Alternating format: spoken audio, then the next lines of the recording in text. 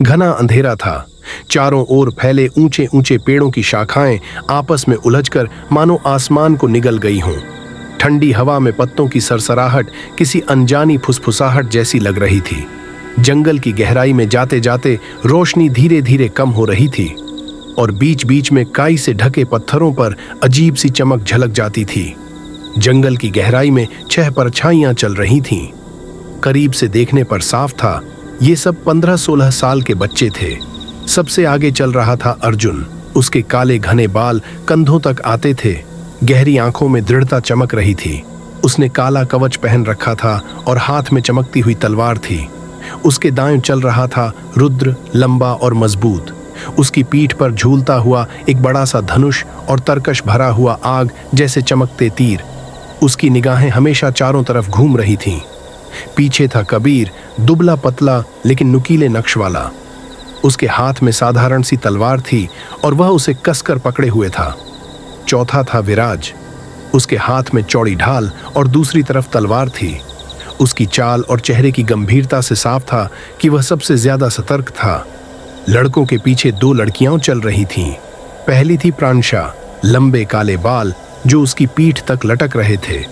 उसने काले रंग के कपड़े पहन रखे थे और उसके चेहरे पर एक ठंडी रहस्यमयी चमक थी। दूसरी थी अनाया। उसके लंबे हल्के भूरे बाल चमकते थे और उसने हल्के नीले रंग की पोशाक पहन रखी थी। बड़ी बड़ी आंखों और हल्की मुस्कान ने उसकी खूबसूरती को और निखार दिया था। सन्नाटा इतना गहरा था कि सबकी सांसों की आवाज तक साफ सुनाई दे रही थी। और फिर रुद्र ने धीमी आवाज में कहा, इतनी गहराई में तो कोई आम इंसान आएगा भी नहीं। गोब्लिन यहीं कहीं होंगे।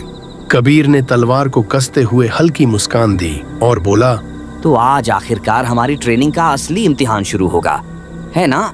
विराज ने धीमे सुर में जवाब दिया, आंखें चारों तरफ घुमाते हुए।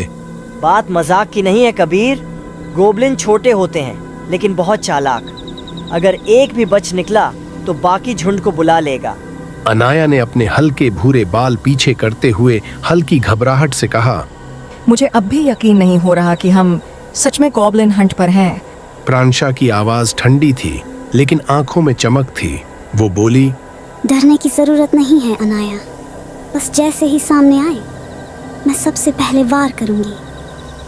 अर्जुन जो अब तक चुप था अचानक रुक गया। उसने तलवार को हल्का ऊपर उठाया और सबकी ओर देखा। बस आवाज मत करना, वो पास ही हैं। उसकी आवाज धीमी थी लेकिन उसमें ऐसा आत्मविश्वास था कि बाकी सबने बिना सवाल किए कदम रोक दिए। जैसे ही सबने कदम रोके, झाड़ियों के पीछे से सरसराहट की आवाज आई। रुद्र ने तुरंत अपना धनुष उठाया लेकिन उससे पहले ही प्रांशा की आंखों में एक अजीब चमक उभरी। वो बिना वक्त गंवाए आगे बढ़ी और हाथ उठाते ही काले धुएं जैसी लपटें उसकी हथेली पर जमा हो गईं। अगले ही पल झाड़ी से एक हरे रंग की छोटी सी परछाई निकली। नुकीले कान, छोटे छोटे दांत, गॉब्लिन। प्रांशा ने हाथ घुमाते ही आग की लपट गॉब्लिन पर फेंकी। गॉब्लिन चीखते हुए पीछे गिरा लेकिन मरने से पहले ही उसकी चीख ने आसपास की हवा को हिला दिया। विराज घबराते हुए बोला, मुसीबत, अब बाकी भी आ जाएंगे। और सच में थोड़ी ही देर में 4 और गोब्लिन पेड़ों के पीछे से निकलकर घेराबंदी करने लगे। कबीर तलवार लहराते हुए आगे बढ़ा और बोला, तो चलो अब असली लड़ाई शुरू करते हैं। उसने एक गोब्लिन पर सीधा वार किया। खून की बूंदें हवा में बिखर गईं। उधर रुद्र ने अपना धनुष खींचा। तीर की नोक आग जैसी चमक रही थी। उसने छोड़ा और तीर सीधे एक गोब्लिन की छाती भेद गया। अब बारी थी अनाया की। उसकी बड़ी बड़ी आंखों में हल्की चमक दौड़ गई। उसने दोनों हथेलियां आगे की और मंत्र बुदबुदाया। नीली ठंडी धुंध उसके चारों ओर फैल गई। अचानक उसकी हथेली से बर्फीली नुकीली भालियां निकलीं और वो सीधे गॉब्लिन की टांगों पर जाकर लगीं।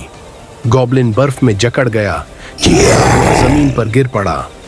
गॉब्लिन्स अब पूरी तरह गुस्से में थे। उनकी गुर्राहटें जंगल की खामोशी तोड़ रही थीं। अर्जुन ने तलवार को दोनों हाथों से कसकर पकड़ा और आगे बढ़ते हुए बोला, सब एक जगह मत रुको, इन्हें जल्दी खत्म करना होगा। इतना बोलने के बाद वो अपने साथियों के साथ टूट पड़ा। अब तक सभी ये गोब्लिन खत्म हो चुके थे, लेकिन उनकी हालत भी कुछ खास नहीं थी।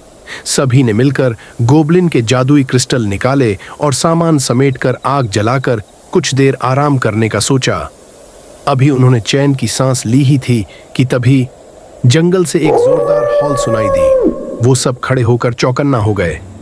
वो इस बारे में सोच ही रहे थे कि तभी अचानक जमीन कांप उठी, पेड़ों की शाखाएं हिलीं, लाल आंखें आग की तरह चमक रही थीं और उसकी गुर्राहट से जमीन कांप उठी। कबीर घबराकर बोला, ये तो बी रैंक का ब्लड वल्फ है।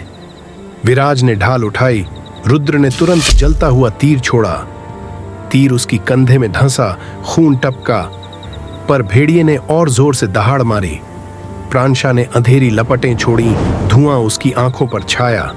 उसी वक्त अनाया ने बर्फ का गोला बनाकर उसकी पीठ पर दे मारा। बर्फ जमी, मगर भेड़िए ने झटके से उसे तोड़ डाला। गुस्से में भेड़िया आगे झपटा। विराज ढाल से रोका, लेकिन टक्कर इतनी भारी थी कि वह पीछे फिसल गया। कबीर की तलवार उसके पंजे से टकराई, चिंगारियां निकली, पर वार गहराई तक न गया। अब तक सबके जादू की चमक फीकी पड़ चुकी थी।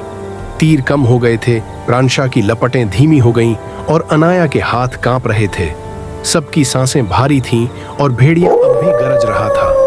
अर्जुन ने तलवार कसकर पकड़ी, पसीना और धूल उसके चेहरे पर चिपक गए। उसने गहरी सांस ली और टीम की ओर देखा। थके हुए साथियों के बीच अब ये लड़ाई किस मोड़ पर जाएगी? क्या अर्जुन शौर्य इस दानव का सामना कर पाएगा, या यही होगी उनकी आखिरी रात? सभी सवालों के जवाब मिलेंगे अगले एपिसोड में। देखते रहिए शूरवीर अर्जुन अल्टीमेट इमॉर्टल पर। चैनल पर पहली बार आए हैं तो सब्सक्राइब कर लें।